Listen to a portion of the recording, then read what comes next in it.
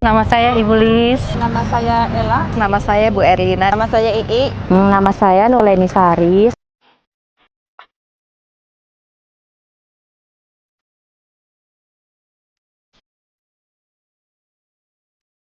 Penting sih dalam agama juga kita nggak boleh langsung. Penting sekali.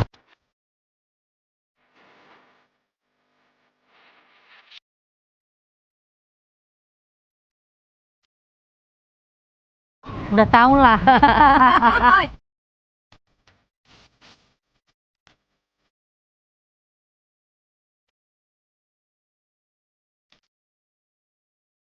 Pastinya lebih happy. Sangat berpengaruh. Pengaruh sih.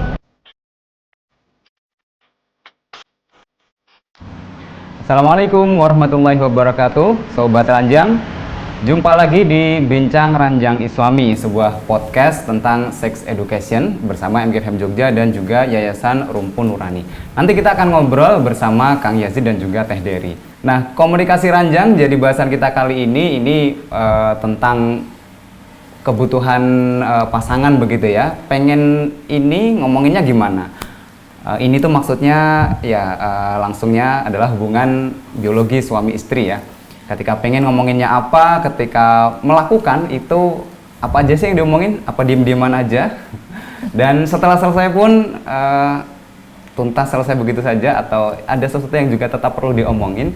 Nah, kita akan coba gali ya, termasuk penting nggak sih ngomongin tentang komunikasi ranjang?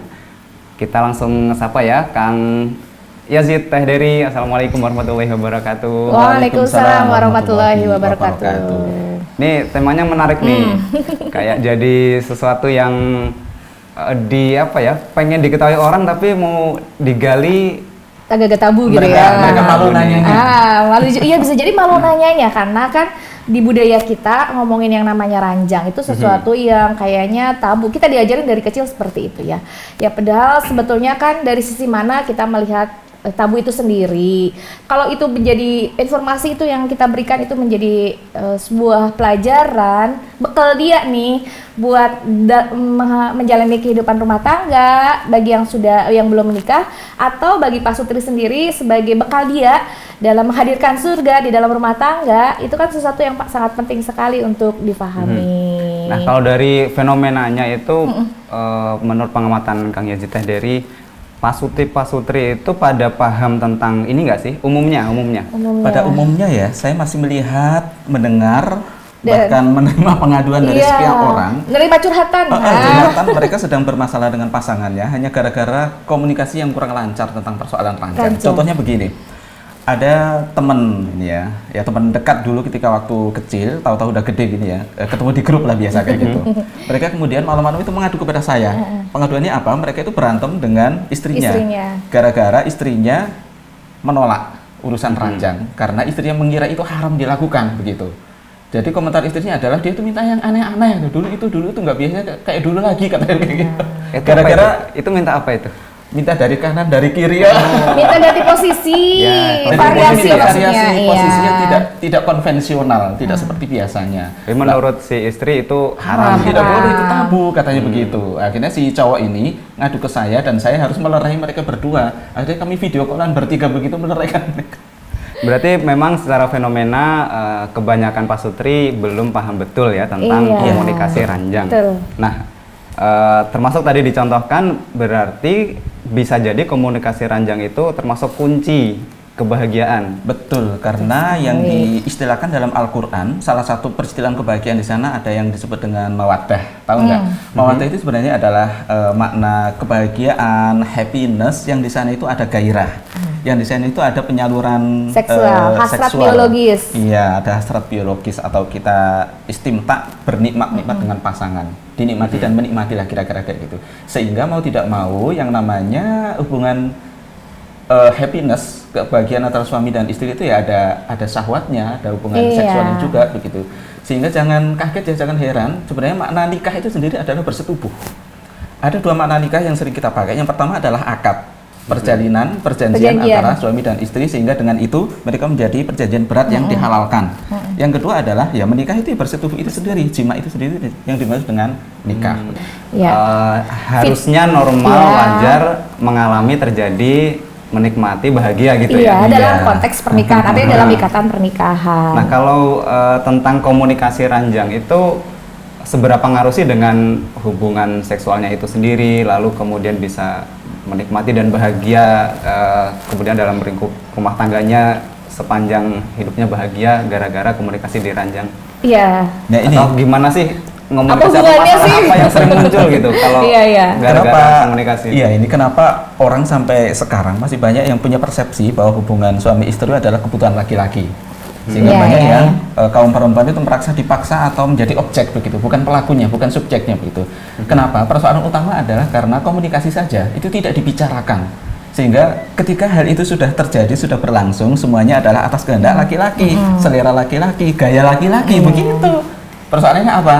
Cuma 3. Pertama adalah komunikasi, kedua komunikasi juga, Dan ketiga dia juga komunikasi. Itu maksudnya komunikasi dari suami ke istri atau istri ke Kedua-duanya, suami? artinya ketika suami ingin ngecek ya, ingin memvalidasi, suami itu harus punya mindset bahwa wah aku ini enak ya, aku ngerasain enak, tapi istriku gimana ya? Artinya dia harus memvalidasi dong dengan pertanyaan kah, gimana semalam enak nggak gitu ya? Ide kayak kita nanya makanan sih, jos kan jos gitu kan, seperti itu harus berusaha untuk disampaikan baik bagi suami maupun bagi istri. Jangan sampai berlalu gitu aja, tidak ada review. Nah bahasa anak sekarang review ya, kalau makanan itu nggak ada review atas aktivitas ranjang tadi. Tadi saya katakan bahwa rata-rata pihak perempuan itu merasa menjadi objek saja yang diperlakukan oleh suaminya begitu ya. Dia Dan tidak akhirnya merasakan kenikmatan Oh, tadi. dan akhirnya menjadi mindset memang hubungan Iya. seksual itu ya kebutuhan laki-laki ya kayak Laki-laki. gitu itu.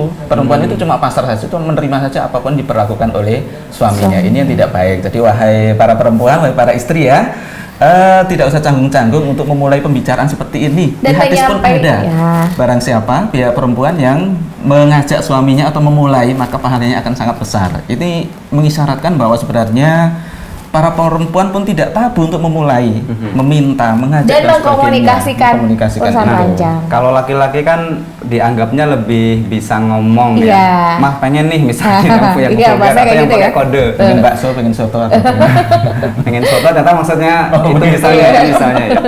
Kalau perempuan ada nggak sih kayak kalau ngomongin malu ya pura-puranya udahlah puas gitu. Padahal kosakata perempuan itu kan jauh lebih banyak daripada laki-laki. Iya. Jadi harusnya Iya. lebih banyak, lebih pandai meminta Atau ke gimana sih perempuan. kode-kode yang bisa dilakukan itu? Ya banyak sih sebetulnya kalau perempuan itu menyampaikan ketidakpuasannya ya, atau jangan ketidakpuasan deh, menyampaikan keinginannya untuk mengajak kan bisa dengan tidak hanya dengan bahasa tapi Verbal ya, tidak verbal gitu, selalu verbal. tinggal gestur ya dengan bahasa tubuh yang memeluk gitu dan lain sebagainya gitu kan. Saya yakin setiap istri punya kode-kode tertentu yang jadi setiap menunjukkan pasangan suami istri itu punya kebiasaan atau kultur yang mereka bangun sendiri begitu. Iya. Yang pertama mungkin mereka tidak canggung pakai verbal. Mas nanti iya. malam ya. Ya, kira-kira jam 10 Ayo kalau segera anak pulang sudah ya tidur. mas. Nah, Misalnya gitu. kayak gitu. Atau yang kedua pakai gestur tadi ya, dia memeluk, dan atau yang ketiga tiba-tiba dia pakai pakaian dinas gitu ya, pakaian dinas perempuan di ranjang kan berbeda gitu kan. Itu termasuk Nah, ini bagi yang belum, termasuk belum, kode. belum pernah kepikiran pakaian dinas ini. Iya, nanti Yang bisa belum dicari menikah sendiri. mungkin ya, ada pakaian dinas tertentu. Gitu. Nah itu bisa jadi kode tertentu sehingga suami juga harus bisa menangkap nih kayaknya nih bau-baunya nih gitu. Dia pengen gitu kan. Nah harus peka ya, walaupun kaum Adam itu katanya pakainya logika nggak pakai rasa. Tolonglah urusan ranjang ini pakai rasa sedikit gitu ya. Begitu juga pihak gitu. laki-laki. Jadi jangan dikira kalau pihak laki-laki itu selalu berterus terang dengan kata-kata. Tidak juga begitu. Mungkin dengan kode-kode tertentu.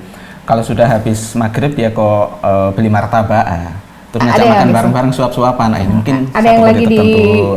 kodein ya. Tapi biasanya ketika punya anak balita nih agak susah memang ya. Artinya kalau yang baru awal-awal menikah di bawah 5 tahun masih ada balita, harus pandai membaca kode, harus pandai membaca dan melihat kode apa aja sih yang dilakukan oleh pasangan. Cuman sweet gitu bisa jadi itu kan kode ya, atau yang ada yang pakai bendera bisa jadi juga gitu. Pokoknya itu harus disepakati bersama. Nah balik lagi kan itu kan komunikasi jadinya.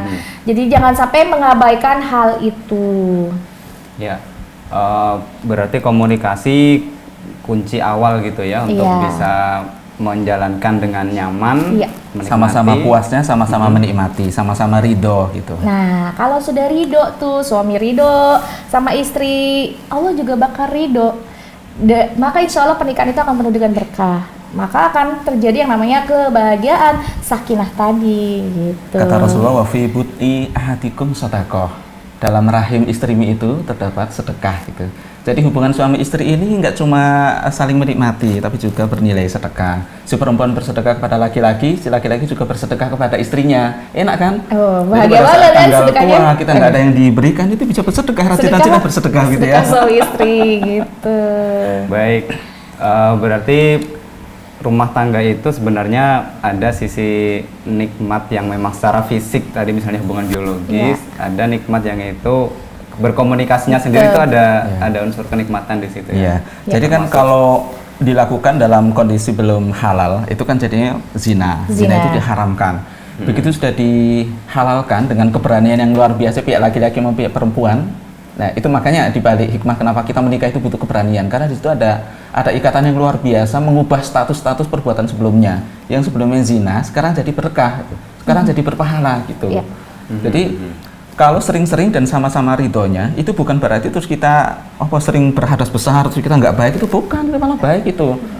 Bahkan secara kesehatan kan minimal tiga kali dalam sepekan. Kenapa? Karena ketika kita melakukan hubungan biologis itu melepas stres yang ada. Jadi hormon-hormon stres tuh lepas pergi. Yang ada adalah beternak hormon bahagia. Semuanya jadi ikut bahagia, jadi rileks gitu. Dan dapat pahala pula gitu ya, insya Allah. Semakin banyak kode yang dipahami, Semakin mudah menjalankan hubungan biologis, maka semakin bahagia insya Allah. Dan itu pula yang biasa dan bisa digunakan sebagai jalan negosiasi ya ketika terjadi ketegangan-ketegangan dan sebagainya gitu. Lagi berantem ya. Makanya Seperti itu. ada yang menyatakan bahwa ketika setelah talak gitu ya, maka salah satu penanda pertama untuk rujuk kembali adalah yaitu tadi hubungan seksual, karena itu sebagai bentuk islah dan pendamai begitu.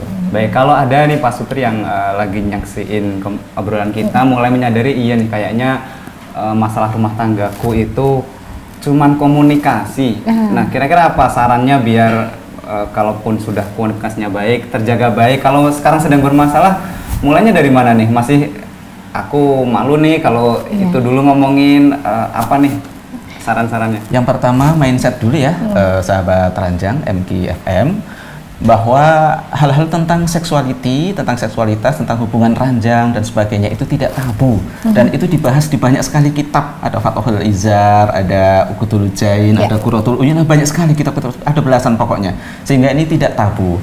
Kemudian kita temui dalam banyak hadis pun mengungkap hal seperti ini. Obrolkan dengan pasangan masing-masing, capai kompromi-kompromi atau kesepakatan-kesepakatan. Kalau saya minta berarti tandanya ini dan ini. Kalau kamu minta kira-kira tandanya ini dan sebagainya. Itu dibicarakan saja. Nah, buat para istri nih di rumah nih, kalau merasa pengen, merasa nggak nyaman, silahkan dikomunikasikan. Ingat, Anda berhak untuk menikmati hidup ini, otomatis Anda juga berhak untuk menikmati hubungan di atas ranjang. Kebahagiaan itu bukan hanya milik suami Anda, tapi milik Anda juga. Jadi jangan sungkan untuk memulai pembicaraan terkait obrolan ranjang pada pasangan. Termasuk sampai apa ya, pengen posisi yang gini-gini itu Ya, obrolkan termasuk aja variasi juga harus diobrolkan. Jangan sampai nanti satu pingin variasi begini ternyata pasangan tidak nyaman. Tidak paham. Itu sampaikan saja, Iya. karena di antara variasi-variasi itu belum tentu merupakan kebutuhan bersama. Iya. Itu disampaikan saja. Kamu pengen mana? Kita coba yuk. Ternyata tidak nyaman. Ya Itu udah, jangan dilanjutkan, cari yang lain gitu. dikomunikasikan gitu ya. Komunikasikan. Baik, memang kuncinya komunikasi ya sahabat ranjang, apapun masalahnya termasuk tentang hubungan biologis, hubungan suami istri, diomongin, dikomunikasiin, semakin ngerti, semakin dingertiin, makin nyaman dijalani. Kita jumpa lagi di Bincang Ranjang Islami episode berikutnya, sebuah podcast tentang sex education bersama MGFM Jogja dan Yayasan Rumpun Nurani. Wassalamualaikum warahmatullahi wabarakatuh.